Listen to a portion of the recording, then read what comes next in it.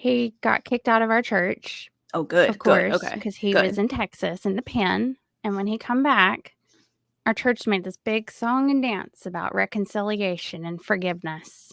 And I remember my mother being horrified. 'Cause he was Yeah. like a teacher. The proceeds of this monetized episode are going towards I Am Dying Out Loud.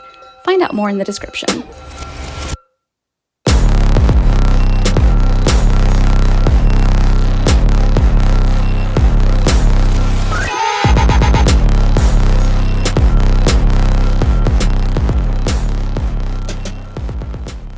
Bethany, thank you so much for joining me for Growing Up Fundie. I'm so stoked to have you on as a guest. How are you doing? I'm doing great. You can hear maybe the church bells outside my house right now for the clock. God knows. He's like, I know what y'all are about to talk about. How dare you? Mm-hmm. Um, So for anybody listening, Bethany and I are both members of the Conversation Coalition, which is an organization that 4 atheists and 4 Christians kind of got together here in our local community and decided that we wanted to host live speaking events and we call them discussions, not really debates, between Christians and atheists. And each month, when we have our live events, we pick a different topic and have one Christian and one atheist discuss whatever the topic happens to be. And Bethany, you were part of the inaugural, I don't want to say performance, showcase, I'll say performance, the speaking engagement. What was that like? How did that feel? I haven't really gotten to talk to you since then. That was way more fun than I ever thought it was going to be. Yeah. A whole lot. Yeah. And what I loved about your delivery was, at the time, we had no idea, how many people were going to show up, if they were all going to be Christians, if they were all going to be atheists. And we showed up and there were 50 people there, which was insane. But like, I loved that you were absolutely unapologetic, which is exactly what we were hoping for. But still, to be the first atheist to speak for one of these events, I just thought that was awesome. Were you nervous at all about any kind of response you were going to get from people or anything like that? Maybe like towards the end of the questions, they tended to get a little bit of the pat Christianese questions. Well, how did we all get here? I'm like, okay, well, I'm not here for all that. I mean, Right. Yeah, and I do remember there was one question. I don't remember exactly how it was phrased, but it was basically, so for anybody listening, we do guided discussions with pre-planned questions from one of our moderators, and then we also do a Q&A. And I remember one of the questions during the Q&A was basically like, how does it feel to like not believe in God's like creation power or something like that. He was masking it as though he was asking you a question about creationism, but what he was actually doing was saying like, how does it feel to disagree with the truth or something like that? yeah, essentially it was like, well, how can you not look around at creation and not see God's hand and stuff like that? I'm like, well, I don't. I just don't. I don't. It's the same way that I don't see very well without my glasses. It's just I don't see what I don't see. Yeah. So what I thought was most interesting though about the whole thing was that you were speaking from the perspective of an atheist who grew up Christian. And I thought that was a really important angle for that discussion because it's like both sides really well. Tell us a little bit about your background. What kind of Christian were you? What denomination? And anything else you want to include? Okay. So, yeah, I was raised in a non-denominational Christian household. My parents met at Bible college, and my dad was going to be a minister. He looked up to his dad because his dad had his own church, and it was in Kansas City, Missouri. So that's how my parents met. My grandma, my mom's mom, had required her to go to Bible college. So, after they got together and, I was born, like, these were the values that they instilled into me and took very seriously. This wasn't fly by night type No. of Christianity, not Pentecostal, but very literal interpretation of scripture. My dad has tons of books from his Bible college. We did write-offs out of the Bible growing up. If we got in trouble, I mean, we would look up topics in Strong's Bible Concordance. And then if anybody's never heard of this, this is a massive textbook encyclopedia. You can look up any topic like in the background, and then it refers you to a specific verse. But, I very heavily involved um in this kind of upbringing, but we weren't so much like in the church all the time Yeah. every time the doors were open, but it was still very important to me Right. and to my family. Right. With that said, I had gotten saved when I was 11, and that was in 97. So it's quite a bit of time ago, and it was at a vacation Bible school. And a couple months prior to that, my grandma, who's a very devout Christian, she would tell you that to this day, very, very much in love with the Lord and all the stuff that comes with that. She had given me her NIV Bible because as a kid, as I was growing up, we had King James and other versions of the Bible that were hard for me to identify with, get wrapped up in. They were very difficult, very cumbersome to read. Didn't make any sense to me. God wasn't real to me until I got this Bible. And that was 2 or 3 months before I got saved. In that July, got invited by a friend, decided that, I wanted to follow Jesus, and it was very important to me, and shared this with my mother and my father. Of course, they were very excited for me to have taken this step, and got baptized in that December. So I was in the youth group, pretty involved in the church as a youth group teenager, coming of age. We did True Love Waits. We did conferences. I went to Acquire the Fire, which have you ever been in one of those, Sydney? They're I've never been, but I know what those are. I've met people I think who've been to them. very intense. It's like Christian boot camp almost, kind of. Yeah. Like And spiritual boot camp. yeah, very, very moving conference. We didn't have to do any like the boot camp, but I remember them advertising it, of course. But this was in Pigeon Forge, Gatlinburg, home of Dollywood. Wow. Wow. Dolly, yeah. So this is Dolly country where they Right. had this conference, and very inspiring, very moving. I was like, okay, I want to be on fire for Jesus. Mhm. Like this was important to me. It was real. The worship and the altar calls and dedication and wanting to be in scripture was very important. Got into Christian music, turned off secular music for several years. My parents couldn't Wow. stand it. They're like, Wow. what are you listening to? Christian music. That doesn't sound like Christian music. So it was a little too rock and roll even as Christian music? Yeah, like I was like DC Talk and some of the more the metal Newsboys? side. Yeah. Newsboys were okay. I'm like, Interesting. okay.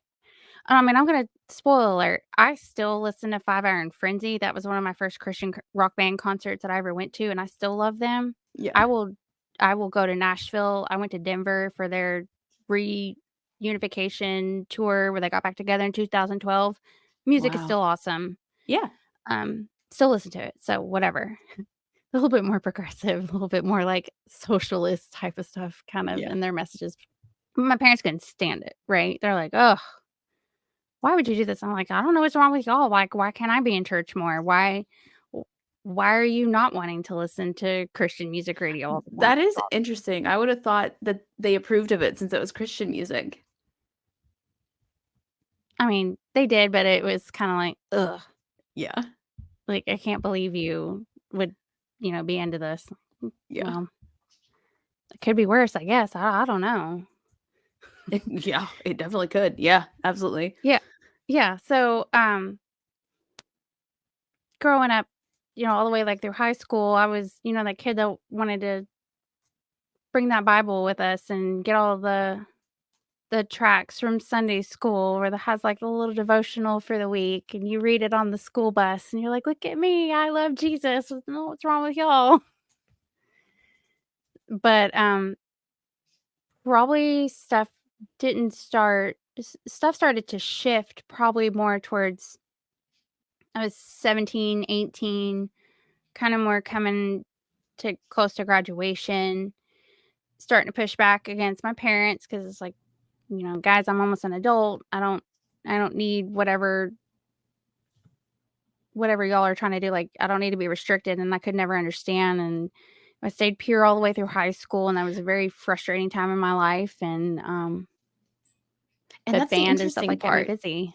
Is, like, what I've noticed a lot, including people that I grew up with, is you can be the most innocent, good girl, Christian girl, and your parents will still be like, "I don't know that music. I don't know what's gotten into you. You're such a rebel because you're, like, wearing leggings," or something like that. And so I'm willing Yeah. to bet that, like, even in your most rebellious, you probably weren't that rebellious at all. But, like, to Mm-mm. your scope and to your parents' scope, it was, like, the most they'd ever had to deal with out of you. Yeah. Yeah, and, my parents were, corporal punishment, very heavy corporal punishment growing up. I think I probably it wasn't as frequent, but, I mean, I was paddled probably all the way until 15. It really stemmed Really? off. It fell off a cliff after that, yeah. Yeah. I feel like So, there's a day where we just look at each other and are like, you're really gonna spank me? I'm a teenager." Like, "Isn't this yeah, ridiculous?" Yeah. like, this yeah, like, come on, like, let's let this go, Like, but "I'm old enough to get my driver's permit. You're gonna spank me? Okay." Like, that's fine. yeah. Yeah, so, I mean, my parents were like that type, not like Michael W. Pearl type, but you were Right. very rigid. So as time goes on, and then we had a member of our church who went to prison for child pornography. I am shocked. I'm just utterly shocked by this news. Yeah, right. And he was a teacher in our area. No. And I mean, this is very easy to look up. So I mean, do what you want with this information. It's public information. Yeah. That's But wild. he got kicked out of our church, Oh, of good, good, course, okay, because he was good. in Texas in the pen. And when he come back, our church made this big song and dance about reconciliation and forgiveness. And I remember my mother being horrified because he was Yeah. like a teacher of Yeah. like my brother had him. Yeah. So Yeah. chips like that would start to kind of stuff like that. And I'm like, oh, okay, well, why are we doing this? Like, so Yeah. I put that away, put that aside. And then 18, 19, 20, especially around my 20s, my hormones couldn't keep up anymore with what I wanted to do Mhm. and grow up. It's like I'm 20 years old. I'm an adult, Yeah. storing birth control in my locker at my job, and I couldn't get birth Wow. control because it was the devil. Because if you take birth control, automatically you're just going to be a promiscuous slut and sleep Yeah. with the whole town. Couldn't have Gardasil because What? we're going to be a slut. I just Because you got my get Gardasil in the last 2 I years. was gonna say because you vaccinate against HPV, like, Yeah, you're going to be a slut. Couldn't do that's it. okay. Couldn't do it. Yeah. That's wild. Um, yeah. So, that was probably another side of, my deconversion was like, okay, well, if I can go to the health department and go get birth control, like what's the problem here? Like Yeah. what? I met an assistant manager at my clothing store job that our store went bankrupt, but I met him and he was gay and I loved him to pieces and I couldn't Mhm. understand why the hell would someone say these things about this manager that I just cared about, like Right. scripture and stuff, like just didn't identify Right. with me as much Yeah. at that point.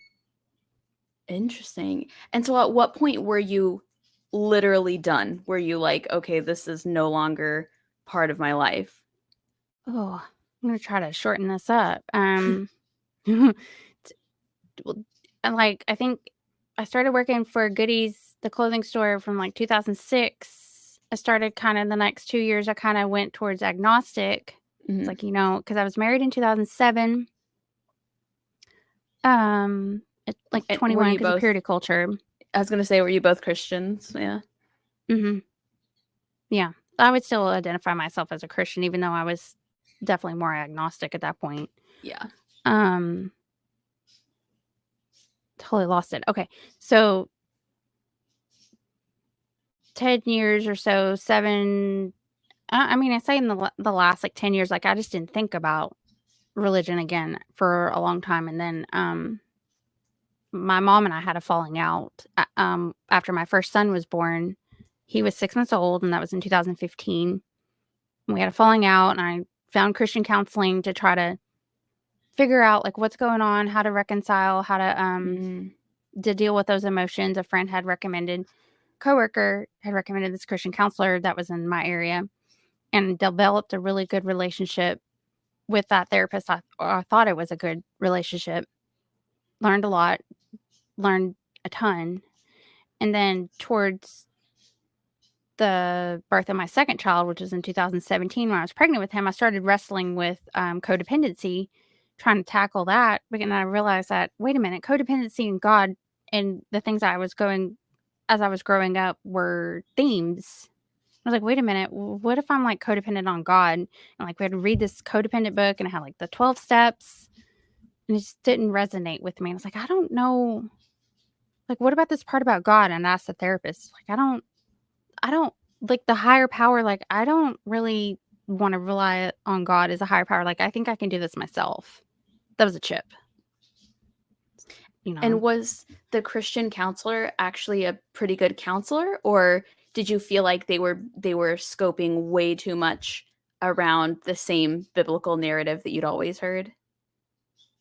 Yes and no, because when I would tell him about how I was raised with like the satanic panic and purity culture and some of the values that my parents would stay, he'd be like, well, Bethany, um, that's why I don't like to call it like a religion because it's not a religion, Bethany. It's a relationship.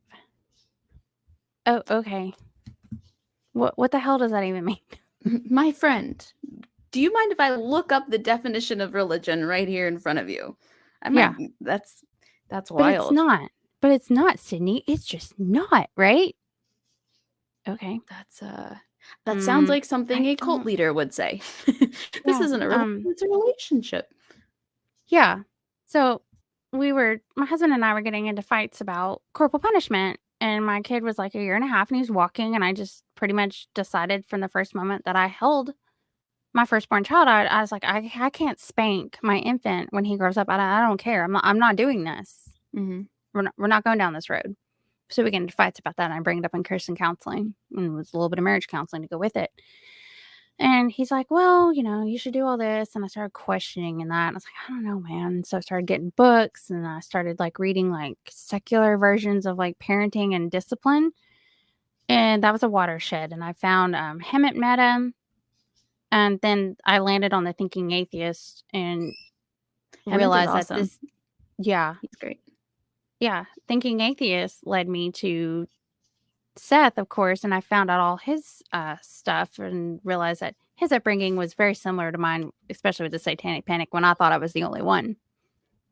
So that got more wheels turning. And then, talking about this with my therapist, and we're kind of clashing at this point about different stuff. And then I land into atheist experience. And then I'm listening to some of these conversations, angry at first, like, wait a minute. And I was like, I really don't think I believe this stuff anymore. And then my child was born. I had some more processing time for like 2 whole months of postpartum, and, um, my my doctor essentially told me, she's like, "Go find another therapist," and I had found recovering from religion, and I was already finding a new therapist that way, and then, like, wow, what do you know? When you get a new therapist and you get hooked up with recovering from religion resources, you have the courage and the strength to kinda go out on that limb, and then I was like, "Okay, I got the courage." It's like, I just don't believe this stuff anymore, and I need somewhere to land. Yeah. And did So, that change the dynamic of your marriage at all since you were Christians when you got married, or was he kind of on the fence as well? he, was mortified at first, and because he's like, "I thought we made marriage vows to God." I said, "Well, I'm sorry, I just like, I've changed." Mhm. As far as, like, my belief system, like, my what I feel for you hasn't changed. I just don't believe in a higher power. I don't believe in God. I'm sorry. Right. So, it took him a minute to process it, but then eventually he was okay with it because we found, like, Sunday Assembly Nashville, and we made some friends, Yeah. and then he finally kinda understood where I was coming from. Yeah. So, Yeah, and you've mentioned some fantastic resources. Recovering from Religion, I cannot speak highly enough of their team. They are just a fantastic group of people. A Sunday Assembly, fantastic group of people. I'll link all their stuff in the show notes because I forget that people who aren't local like we are probably don't know what that is or what we're talking about. But yeah, what? Recovering from Religion is peak awesomeness in terms of getting non-religious assistance. And Yeah. so once you kind of came out as a non-believer, did you feel like your life improved at all? Did it stay the same? Was it tougher? Did you feel the need to tell anybody else other than your husband about it? Um, I tried the vague booking, excuse me, like, about my beliefs changing, and then I got Yeah. a couple, like, ex-youth pastors and some other people on my Facebook page who weren't, um, too happy with, my poking questions or, like, where I was going. Mm. But, of course, when you first, like, deconvert, it's probably a mistake to say anything. Don't Yes. just no one cares. No one cares. We also don't know all the good talking points yet at the very beginning, so it's good to just Yeah. sit back and kind of sit in it and do Yeah, some just reading. yeah, like, go get therapy. Don't talk about it on Facebook because no one's gonna understand, okay? And you're just mad, and you're just gonna wanna shoot everybody down. Right, right. So, yeah, I felt like my life initially, it was a little bit rocky because I was just trying to figure it out, and then the Yeah. transition of, like, postpartum anxiety plus, Yeah. switching therapists and having that pushback in the office was kind of uncomfortable. I was still not talking to my mom and dad at the time, so that made things a lot easier I was because gonna say that's like that would be a huge, yeah. I wasn't in a healthy position to begin to even tell my parents of my deconversion. So, How like, old were life you at got this point?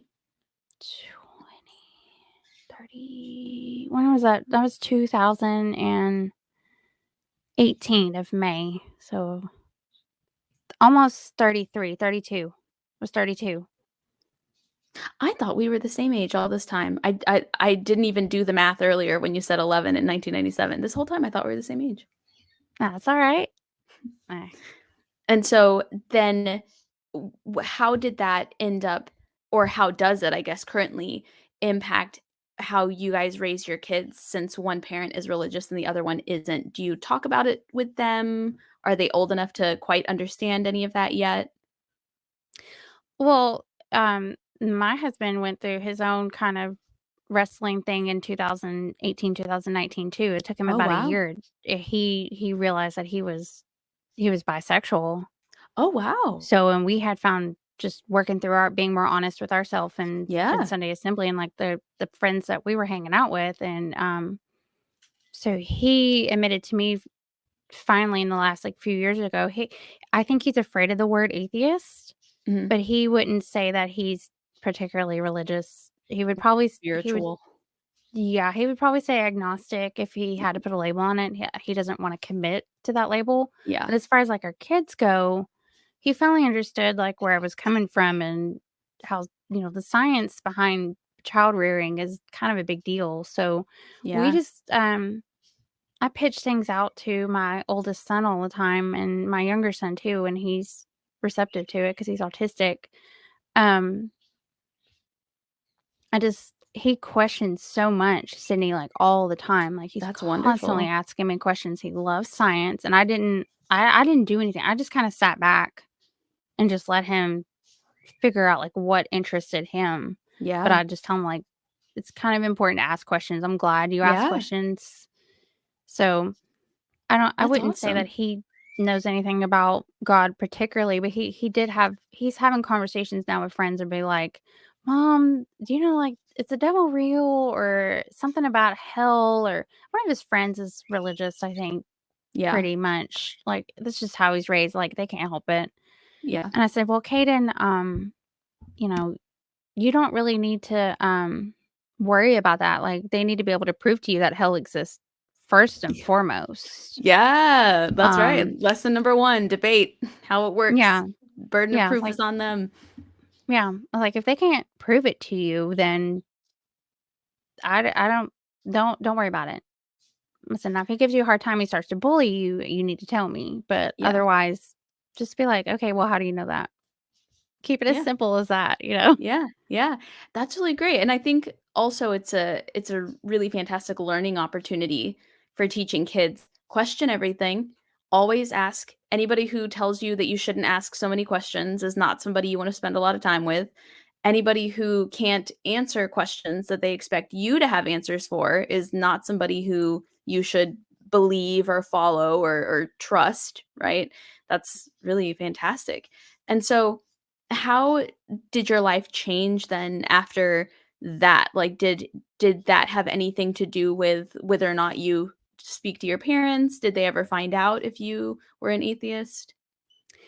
Yeah, funny enough, we had a Sunday assembly about, forgiveness or just, like, we, the whole thing was about, like, forgiveness and, just talking about, like, how moments are they're finite and you may never get kind of that time back, but not like this, like, bullying type of, like, where people, like, try to guilt trip you into things to reconcile with relationships.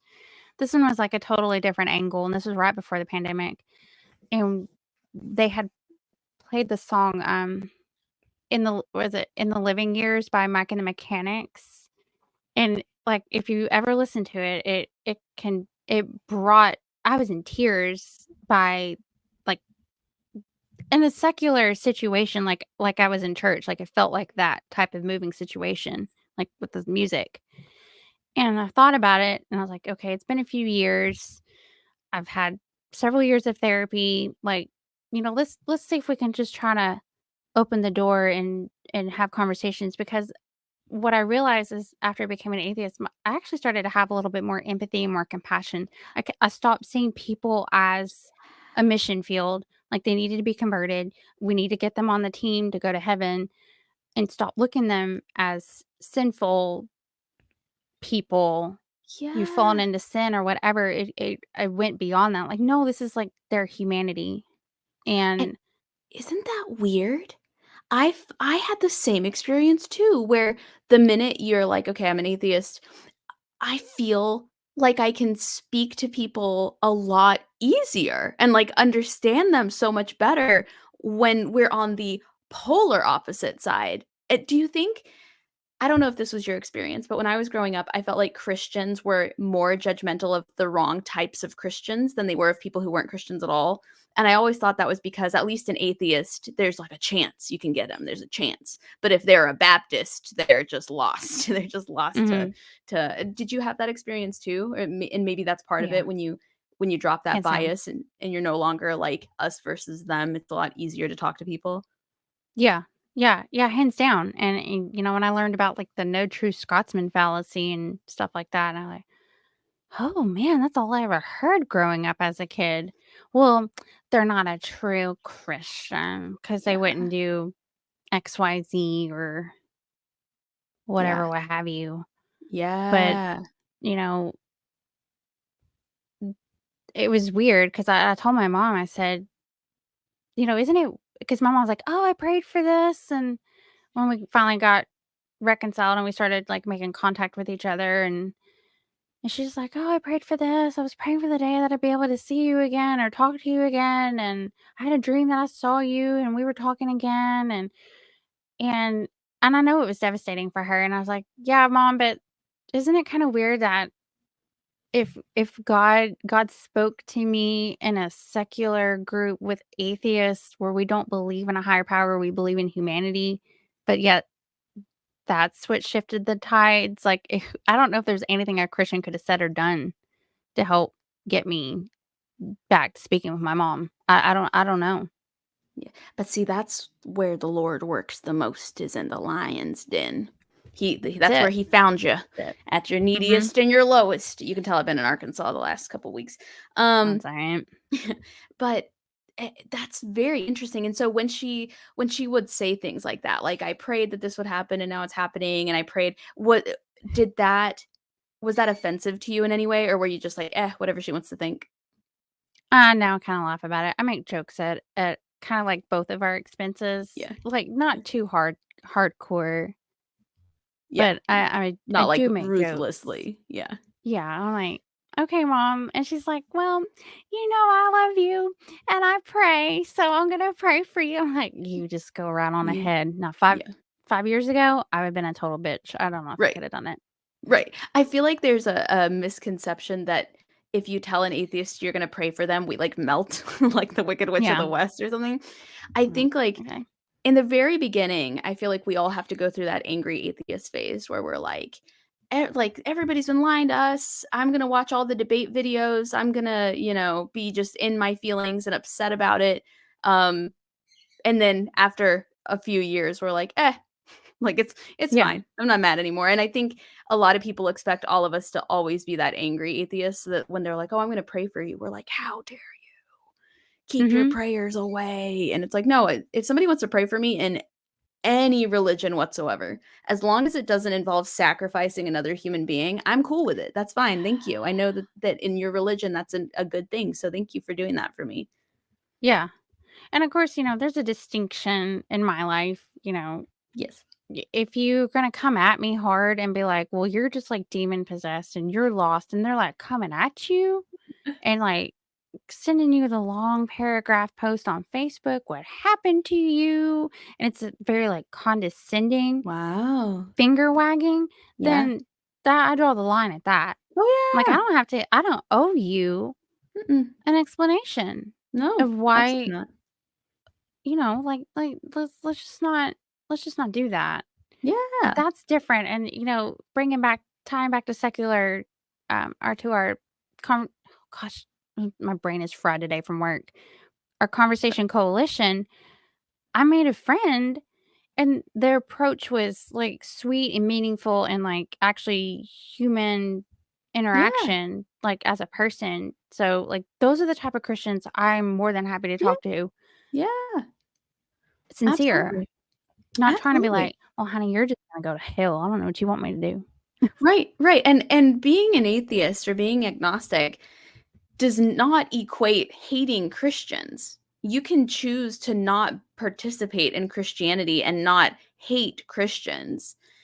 That's like that I think that's also a misconception as well, is that we're always sitting here just like angry at God and angry at Christians and angry at the church and we hate everybody. And it's like, no, I don't hate anybody who's a Christian. I just don't believe that stuff. I don't hate anybody who's any religion, honestly. It's just not my cup of tea. And as long as Yeah, people don't try to force things down my throat, I won't try to force things down their throat, and it should be fine. yeah, yeah, And so so when you have you ever been super public about being an atheist, or is it more like if people bring it up, you bring it up in conversation? How do you typically approach that aspect of your life? I'm kind of a bit of a jerk sometimes, and I do wear my shirts out town, Yeah. and, I I wear my think you told me about one of them. What did it say? I thought you "Not told me today, about Satan," or "Not today, Jesus." I have one of those shirts. "Not today, Jesus." Yeah, I have something like that, and I got, like, my swag from American Atheist. Last year I had to go to a funeral for my mom's dad who passed away, and we were in Madison, Wisconsin, and uncle my mom's older brother decided he felt the need to go into a full out sermon with, Oh. like, Romans Road and Corinthians. It was, like, all the Romans and clobber verses all up in it, and it was just super intense, and it felt good the next day to when went to go meet him up in the hotel room, and I'm just wearing my American Atheist shirt. I was like, "Come on. Do you wanna talk about this? Because I know someone told you that 2 of these people that were here, because I went by myself and I had some other family member there who's an atheist. Like, "Somebody told you that I was gonna be here and that I don't believe." And I was like, this eulogy sounds awfully tailored." And I Hmm, called my mom out on it and I hmm, said, "So, hey, did you know it was gonna be this intense?" "Oh, no, no, hmm. no. I had no idea." I said, "Mom, Uh-huh, does Uncle uh-huh, so and so know I'm an atheist?" uh-huh. "Oh, no, I don't think he knows that." I'm like, "Okay, yeah, sure. Okay, Girl, cool." you told him. Girl, come on. I'm like, Like, as a Southern daughter, I know my Southern mama tells everybody everything. Like, at Yeah. least own up to what you said. You don't pretend you didn't say something. We all know you did. That's how it works Yeah. around here. Yeah. Now the That's flip funny. side, I was, my I have had a lot of death in the family in the last 6 months. Oh, My no. other grandpa, my my mom's stepdad, Mm. it's very confusing. I'm so sorry. No one's gonna No, no, care, no, I but feel that. I totally get that. Yeah. um they had friends that come over and pray over his body, or we're gonna read scripture. And I think my grandma kind of knows, but I haven't like said, "Hey, grandma, I'm an atheist," just because she's fragile and I just don't want to hurt her. Right, right. And I was like, "Oh, this discussion's not worth having." Well, she knows something about it. I'm sure my mom said something, but they coming in to come pray over with my grandpa or do some scripture. And my grandma's like, "Yeah, come on, let's go get a snack, or let's go take a break over here." And she's just like, "I just got you out of there because like I know what your beliefs are, and I'm okay with it. I just Aw. didn't want to make things uncomfortable for you." And I'm Oh. like, Oh, well, by that's golly, really I never asked sweet. for that, and I thought that was, like, the sweetest thing. Like, I wasn't, like, offended or anything. I was like, "You know what? You went out of your way to think of me and Oh, have some empathy for me too," and I would've been fine, yeah. but That's really sweet. That's not where I thought that story was going. That's really sweet. yeah, And I and it was weird. I was like, "What?" I think that's unique too. The people that once they know that you're an atheist or agnostic or non-religious, the ones that show empathy like that. I was doing a stand-up show not long ago, and the headliner was a Christian comedian, and his stage name was literally something like the preacher man or something. Like, people called him that as like a nickname. And I remember the producer came up to me afterward and he's like, I'm really sorry. That was very thoughtless of me. And I had no idea what he was talking about. I was like, what are you saying? And he's like, to have him up there. And I'd never met the headliner before, so I was like, I don't have any beef with this gentleman. And he goes, well, like, he basically, and he did deliver his set like a sermon. It was but it went over well because obviously Tennessee people love that stuff. And I was like, no, Mhm, I thought he did a great job. And he's like, you weren't offended by the Christian jokes? And I was like, no, not at all. I was like, no, I've been mm-mm, doing comedy for 15 years. If you think that's an offensive joke, my friend, you need to spend more time around comedians. But I thought I was more touched by like him coming up and being like, I'm so sorry. I should have thought about that. I should have considered your feelings. Um, Even though I didn't even consider my feelings at that moment. Like, yeah, it was a non-issue. That's always really surprising, I think, and in a yeah, pleasant way. yeah. Now, I give my mom a hard time about stuff, like something random will happen, and like, I got stranded in the airport in Detroit on my way back from my grandpa's funeral last year, and, there was a big storm that went through Madison, so I decided, I was like, "Well, I've never been to Detroit Airport, let's go." Yeah. Okay, and it was gonna be 5 or 6 hours overnight, and that's because I was not gonna stay in a hotel room, and I met a complete random stranger, and she covered me up in my shorty shorts and my tank top in the airport while I was Oh, sleeping with her dress.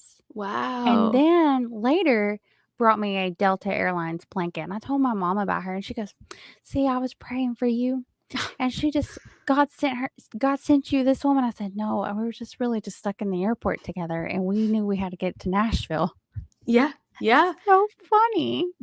And that's, I think, one of the things that is perplexing about Christians and atheists is that we oftentimes want the same outcome, but the way we get to that outcome is where we differ, right? Like, we both want you to be safe in that airport.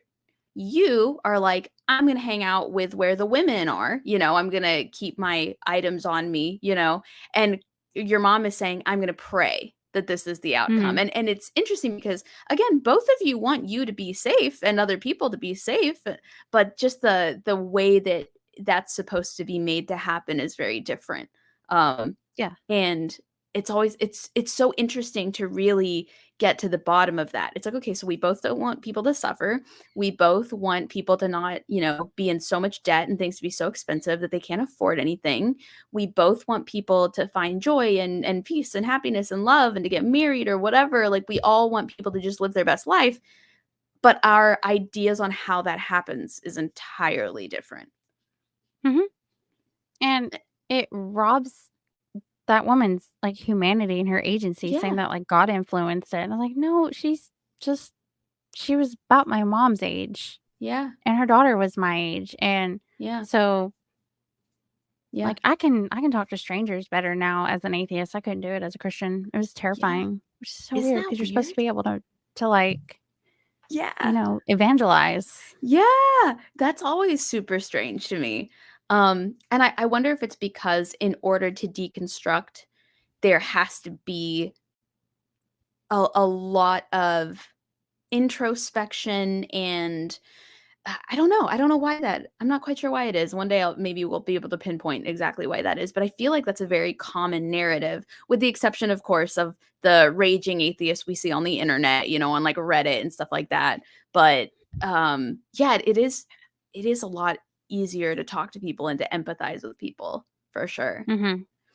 Do you ever look at maybe members of your family who are still religious and feel bad that they're religious, or does it not bother you at all? Do you ever wish they would deconstruct? Um, no, I just kinda let them be. Yeah. Um, they're not they're just not pushy, That's good. which is really shocking. It That's really nice. being estranged from my mom, while it was terrible, I think it really changed my mom's approach and my family's approach, like, how they communicate with me, and a little bit more Mhm, open mhm. and a little bit more respectful than before. Now, my husband's side of the family, some of them I kinda wish they would, but, that's just because, they just completely cut us out of their lives, like, stopped talking Really? to us and, like, blamed me for my husband's views and his beliefs shifting, and I'm like, "I didn't do anything, I just changed, and, like, I'm sorry." Like, Yeah, you just had I don't honest know. conversations with him.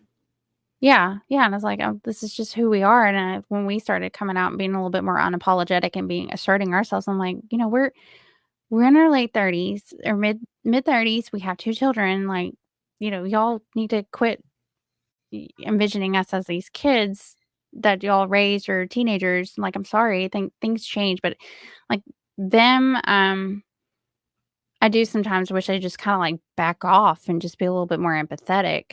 Yeah, Or I get the opposite. I'm surprised I don't get evangelized to more, unless it's one of those cast pearls before swine type situations. That's something yeah. that's always puzzled me. Interesting. So whenever you guys basically made it known that you weren't religious anymore, they stopped talking to you for a while or still don't, or just Yeah, sparingly? they just kinda, like, disappeared off of mine and my husband's Facebook. Just I don't know where they went. Interesting. How long And, ago was that? oh, man, it's been the last 3 or 4 years. Wow. So, that's been really strange, and I know that's been hard on him. Yeah, But I think in the definitely. last year and a half, I think he's finally come into his own and just said, "You know what? If they don't can accept, like, who we are, who I am, then that's on them. I can't. Too bad." Yeah. Yeah, especially So, when one of the main tenets of Christianity is accepting everyone and loving everyone. It's sad to see that your families have had 2 different approaches. You established boundaries with one family, they stepped away, they took time, thought about it, came back. They've learned a little bit more about respecting your boundaries and your beliefs. And then the other side of the family, you set those same boundaries and they're like, "No, we don't wanna participate yeah. in this at all," as opposed Yeah. to gaining any kind of understanding or figuring out what it could have been. I guess they just decided it was that you were the witch that Yeah. changed everything. Oh, yeah, definitely, hands down. Do, do your families ever express concern about your kids in terms of them not being religious? Yeah, my mom probably does, kinda a little subtly. She has a, book she has a couple books on her bookshelf, by, Mark Levin, the conservative talking okay, so she has books from his dad, Jack Levin, Oh. and it's like a box set, and she's very proud of it, okay? And she goes, "Hey, I got these books for your kids or for Caden and Jetson when they're old enough." I'm like, "Okay." And she goes, "Oh, they're just so great." And I'm like flipping through and I'm like, something God title, blah, blah, blah. And I'm like, okay, cool. That makes me uncomfortable. But Yeah. she doesn't come right out and say it. I don't know Right. if it's because it's uncomfortable or if she's afraid of us being alienated again, I don't know. She Yeah. kinda slips stuff kinda in there subtly, but it's more towards me. It's more of the "I'll pray for you" type of thing. Like, my grandma got Yeah. hit by a car last week or 2. Oh, Okay, no, jeez. it's yeah, she got hit by a car. Is she It made the okay? news in Washington. Yeah, she's fine, but she's Okay. got a lot of broken stuff going on, Oh, right? jeez. Yeah. It's awful, right? Yeah. And here's where I'm gonna be really crass here, okay? They were praying about my grandma needing to have a poop Yeah. because she's been taking opiates for pain pills, Yeah. and they're like, "We're just praying that she's just gonna have a poop. My family's gonna have a cat. You can put all this in, I don't care. They can come after me. I'll own it." Yeah. That's in the podcast. "Well, we're just praying for her to have a poop," and I'm like, "Y'all couldn't pray for her not to get hit by a car and, like, Yeah. have a Yeah. cracked cervical bone and That's a a hip really good bone and point. excruciating pain and, she's I would characterize her as very devout and blah, blah, blah, and then you can hear it now. I can hear it even though this isn't live. Well, that's because we live in a fallen world there, Bethany. Why do you think that's what happened? Maybe this will help her bring her closer to Jesus. I'm like, "Hey, can But that is a good point, though. It's like, that's I'm so glad that you're praying that she can have a bowel movement, even though there's medication for that. yeah, But why weren't y'all praying she didn't get hit by a car? yeah, like, Like, where are those hey, prayers? the Holocaust or like other stuff. Like, God, I need you to make sure I have a poop because it's been a couple days and I don't want to have a bowel obstruction. But don't help me find my car keys. But no, we can't stop the Holocaust. Okay. Yeah, I've always wondered that. We were watching a horror movie the other day, and it was about this, like, the devil and God basically battling over this family in the middle of Beaumont, Texas or something. And I remember saying, like, I get all of this. I get they're possessed and all of that. I was like, but I feel like both of them, God and Satan both, just have better things to do than to fuck around with a random farmer family in Beaumont, Texas. Like, they'd had no neighbors. They were out in the middle of nowhere. Like, what Yeah. do are they bored? Because we've got lots of Yeah. things I can give them to do if they are bored. Oh, yeah. Yeah. But, my mom would deny it now, but, I was probably fifth grade and or so. And they're like, well, you know why the Holocaust happened? Why? No, why is that, Mom? Well, it's Uh-oh. because the Jews nailed Jesus to the cross, and it's like in the What? Bible. I'm like, what? D What? I What? But doesn't the Bible also say that Jews are God's chosen people? Isn't I that the mean, whole thing? I I don't know. I don't That's know. These are like the weird wild. things that I was taught. Like I couldn't watch, Harry Potter, but oh, Star Wars was okay. Lord of the Rings was okay, but not Harry Potter. Oh God, no, no, no, no, no. We got to turn that off because it's the devil. And I always wanted. This is gonna go to all your Mormon friends. I wanted a Book of Mormon. My friend had given me one. I was like in geometry, like the 11th Yeah, grade. yeah. Cool Mormon friend, right? Loved her. She was in band with me. We were BFFs, right? She tries to hand me a Book of Mormon. I'm like, "Oh, okay, cool. I'll take this home and I'll show it to my mom." "Oh, no, no, no. You better get that out of here. I don't want to bring that in here. I don't want to invite whatever it is into my Joseph house." Smith into this house. I'm like, "Okay." And That's astrology papers, well, and also, folding up the like, newspaper and keeping it away. I'm like, "What is wrong with you?" yeah, and it's also just wild to me, like, I'm trying to think what the logic would be if God were to one, I think people forget that he sacrificed his son. Like that was his whole thing. Like he was the one that did it. Like as much as Yeah. people like to say that the Jews killed Jesus, God, if you'll remember, God made the rules. Yeah. He literally made Yeah. the rules, and he decided for himself. Nobody else was making the rules that he wanted to sacrifice his own son. So that's the whole thing. Like it I wasn't the mean, Jews, it was God. But also, yeah. let's just say the Jews killed Jesus. Why would he wait until 1939 to do something about it? I don't know. I feel like he had a whole lot of locusts and things going on in the Bible. Why would he not do that then? I mean, these are things that You're I like, "You're never thought asking me." about until I deconverted. And I was like, wait a Yeah. minute, there's a story about foreskins and, Yeah. David and the Philistine and they left out the part after the slingshot and after the aftermath and after the Goliath fell down. I didn't realize until I was an atheist till David was the one who chopped off Goliath's head and made this big production out of it. I'm like, I don't recall this part in the Bible, and my kids are coming home from, like, a preschool in the Yeah. area with the David and Goliath part, and I'm like, "Oh, I think they left that part out. They didn't Yeah. send home the coloring sheet for that part. Yeah. Huh, what Yeah. what wonder why that would be." Yeah, yeah, and, like, I feel like they did a good job of teaching us the story of Moses and how he was sent down the river in, like, a basket and all this, but they always leave out the part where babies were just being mercilessly killed in that story, Yeah. just back and forth. Now, Prince of Egypt did a pretty good job covering that, which I thought was great. Wonderful movie, still love that Oh, yeah. movie.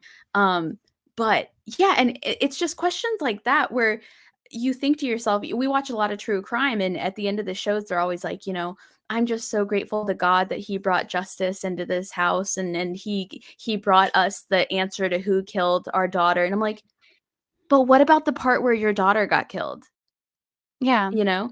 Um, one of my friends is a doctor, and he said that it's always tough because if he messes up, it's his fault. If everything goes well, it's God's doing. There's Mhm. never you never get thanked by the family. It's always God that gets thanked. And I feel that way about crime too. It's like God is never blamed, God is only ever praised. And I just feel like Yeah. that can't be the case.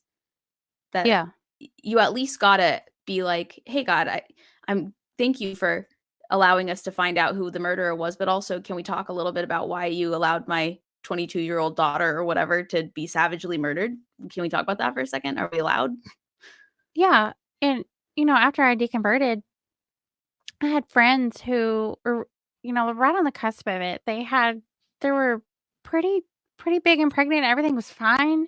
They go to the doctor appointment, everything's fine, and then all of a sudden, baby's not moving, and they're like these horrific stories of these stillborn deaths, and they're just like, Yeah. "Oh, well, you're happier in heaven, and God must have a reason, and da da da." And I'm seeing them tie themselves into pretzels, and I Yeah. know they're grieving, and I don't wanna, Yeah. like, get in the middle of that. But Yeah. I'm sitting here thinking, like, when you're, like, a Christian, you categorize everything into those type of boxes and paradigms, and you have this hope that you're gonna see your stillborn baby again, and I just find Yeah. that crushing, as a Yeah. mom myself, because 'cause I'm like, I wouldn't wanna hold out hope that I would see a child again, and it would be easier for me to just accept it and just say, "Man, this is really awful, and it's gonna take me some time to get through this," and, I can appreciate that the part of the universe I would much rather live in that world than have Mm. this expectation of, like, I can't prove it, and I know it's crushing to a lot of Right. Christians who Right. deconvert, and they're like, "I have to grieve this person, like, all over again," and I know it's hard, so I Yeah. Oh, get it, yeah. but Definitely. it Christianity, like, steals your agency. I think it really does. Definitely. And then it likes to also blame you when things aren't going well. It's either Mhm. things are going well because you prayed, or they're not going well because you didn't pray well enough or good enough or often enough. And I just feel like it can't be both ways. Like you can't thank God for everything that goes well and blame humans for everything that doesn't go well. It just doesn't make any sense. It's like Yeah, if prayer works, then it should work. And if it doesn't work, you should at least admit that it doesn't always work. I It's mean, yeah. And I also think it's interesting that God has a reason and a purpose for everything except being born gay. Like, that's apparently not Yeah. God's doing. He has no reason or purpose for that. Oh, That's no. very interesting to me, is it's like when you have horrible things like the loss of a baby, it's like, "Oh, but God has a plan, he has a reason, he has a purpose." But when you come out of the closet, it's like, "Oh, that wasn't God's purpose." It's like, "How do you know? How do you Yeah. know that Like, what's the wasn't?" difference? Yeah, Yeah. interesting. What are we supposed to do here? So, Yeah. So I know that I asked you this at the event when I was moderating, but I would love to hear maybe like a longer version of this answer, or anything that you have to offer for people listening. It's easy to cover the difficult parts of deconstruction and being an atheist, but what are some of the parts that you like? What are some of the parts that have improved for you since you've embraced this lifestyle or this part of you? um, definitely meeting a whole lot of different people and their different, like, their conversion stories and, like, their backgrounds, that's a plus. Um, just being able to live unapologetically myself, even if it is in the South and it could be a little controversial. I love that. I found an atheist friend on Facebook who got me on a good reads list, and I started reading more. Like, I got more interested in different stuff that I hadn't thought about in a while. Like, got into space again, reading nonfiction, getting deeper into like the nuances of like politics and kind of like on a more historical side. Like, I love like 60s, 70s era of politics. That's like my favorite. No, it's my favorite time of history ever because it's just so consequential to everything there is today. Like, stuff like that just reawaken my spark, my sense of wonder, curiosity. Just, I had no idea how big the world was. Mhm. I had no Yeah. idea. Just this idea that you are no longer you no longer feel bad for asking questions. Now your creativity and your curiosity is kind of just allowed to go wherever it takes you. Mhm. You Very neat. appreciate the moments more. Definitely, definitely. Because what I run into a lot is people who are, a more liberal versions of Christians, like people who are, they say they're not denominational, they're very, like, modern millennial Christians. They don't understand because their church doesn't do it. They don't understand that there are people growing up in places where asking questions is frowned upon, being interested in science is frowned upon, doing things like getting vaccinated is frowned upon. They think because in their like more millennial modern church setting that that's what Christianity is like for everybody, but it's not. It's a lot more suffocating for a lot of people. Yeah. Yeah, and there's just a lot of things you don't think about. Yeah. It can be very overwhelming. So, like, yeah, anybody who's going through that type of stuff, I mean, definitely, like, finding a community is very important. Like, I know some people are, like, resistant. They're like, "Oh, it feels like church. It just makes my skin crawl. I don't wanna do that." But, like, really, like, that sense of community and go finding that healed me more than more than anything. Yeah. Just meeting other people, and I just felt like I belonged. Yeah, yeah. The atheist So, community, at least especially on the internet, has been nothing but kind. I feel like, which is, as a woman who spends a lot of time in the internet, that is unexpected. Yeah, I'm used to mhm, being, insulted or left out or whatever. But I feel like especially like the YouTube atheist community, very welcoming, very inviting. Um, mhm. if you had advice or tips for anybody who maybe they see themselves in a similar situation you were in, they grew up religious, they still claim to be religious, but they're having doubts, they're not sure how they feel or what to do next, what would you say to them? Like, don't be afraid to explore, like, why you're questioning the things that you were taught, and kind of explore that and try to figure out that angle, and don't be afraid of what you may find out, even if it does hurt, even if it is painful, and don't do it alone. Like, go find you a therapist, or even if you can't do that, at least, like, recovering from religion. Because I mean, you can find these groups, like, on your Meetup or wherever. Go find that group, or just try that out, even if it is something as silly as Reddit or Twitter or whatever. Because you everybody has their own unique journey and their own approach of like what they're trying to figure out. But yeah, like don't be afraid because that was me just sitting in the nursing mother's room in my job, just staring at my phone, going, "What do I do now? Do I just reach out to recovering from religion?" And like I think I stared at my phone for days, just trying to just get the courage up to tell somebody like I think I'm going through this. I think there's something I need to address. Wow. So Yeah. push past that fear because really it is more freer. It's freer on the other side. Like you don't think it at the time, but it really is. It is. Yeah. Yeah. And you find also that a lot of the people you are afraid of losing by admitting to yourself that maybe you're not religious, you don't believe anymore, are either people that maybe you don't need to stay in touch with. Maybe you should take a break from them for a while. If, maybe not permanently, but maybe it is a good thing that you step back and separate yourself from a while. And then also, you might be surprised how many people have secretly felt the same way that you feel. They were just waiting for somebody to break that seal and start the conversation. And it turns out, like, oh, you might know a lot more people who are deconstructing or thinking about deconstructing and thought that they were the only one. So you never know what you'll find if you don't explore that side of yourself Mhm. in a way. Yeah, But compassion goes a long way it on does. Yeah, yourself. It really does. it does. Absolutely. Well, Bethany, I want to be respectful of your time, but I really appreciate you coming on and talking to us about your personal story. And for anybody listening, the next Conversation Coalition event is going to be the last Thursday in August. I said that right, right? The last Thursday in Yes. August. Yeah, that's Let's see, right. what date is that? That is you'd think I would know, the 31st. Doors at 6. Show, I always want to say show starts, but that's not true. Event starts at Oh. 6:30.